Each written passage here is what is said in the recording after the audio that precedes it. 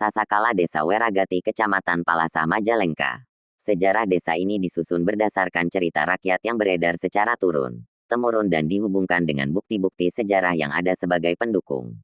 Desa Weragati berdiri sekitar akhir abad ke-16, yaitu sejak dibukanya hutan belantara di pinggir Sungai Ciherang untuk dijadikan pemukiman yang kemudian diberi nama Wanagati, hutan lebat yang indah.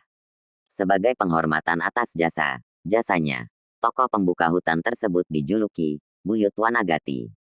Perkembangan selanjutnya setelah pemukiman semakin luas dan penghuninya semakin banyak, maka berkembang menjadi sebuah desa yang diberi nama Weragati, Indah nan Lestari.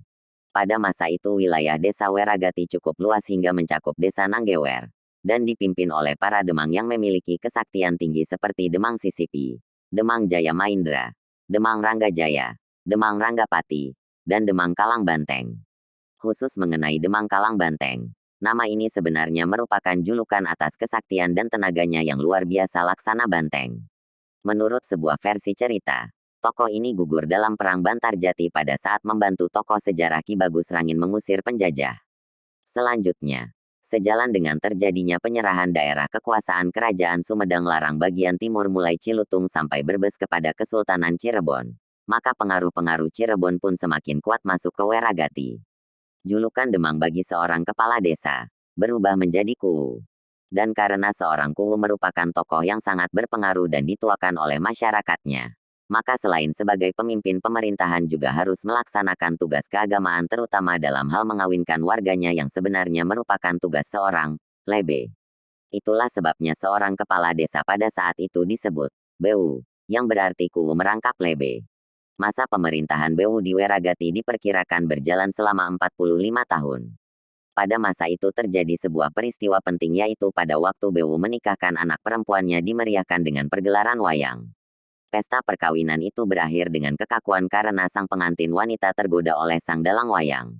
Dalang kemudian membawa lari pengantin perempuan dan sejak ditemukan sudah meninggal tergantung di pohon beringin.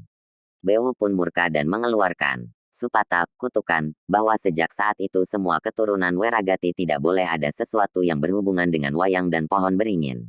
Setelah era pemerintahan Bewu, kepala desa Weragati dijabat oleh Jasri yang memerintah selama 20 tahun.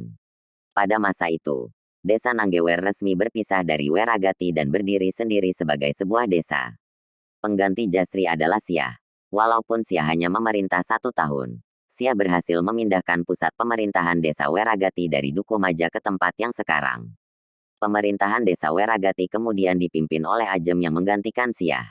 Pada masa pemerintahannya, Ajem berhasil mendirikan sebuah pesantren yang cukup terkenal di sekitar Weragati yang terletak di Duku Katuk, masuk wilayah RW 01 Blok Dalam.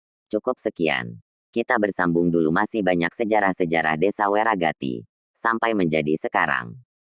Nah, jangan lupa subrek, tekan tombol merah dan nyalakan notifikasinya. Terima kasih.